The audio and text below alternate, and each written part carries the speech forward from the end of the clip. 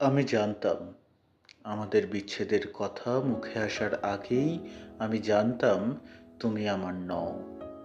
তুমি কোনোদিন স্বীকার করনি, কিন্তু তোমার চোখের ভাষা আর বদলে যাওয়া ব্যবহার আমাকে সব বলে দিত। সবচেয়ে বেশি কষ্ট তোমার চলে যাওয়াতে নয়, সবচেয়ে বেশি কষ্ট দিয়েছে তোমার সেই দীর্ঘদিনের নীরব অভিনয়। তুমি আমার পাশে ছিলে, অথচ তোমার মন ছিল অন্য কোথাও।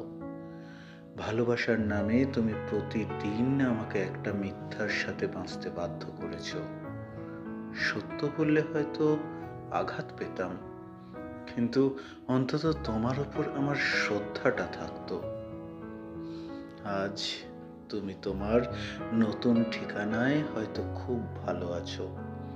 আমি তোমাকে হারাইনি, বরং হারিয়েছি নিজের সেই বিশ্বাসটাকে, যে বিশ্বাসটা মনে করত ভালোবাসা অন্তত সৎ হয়।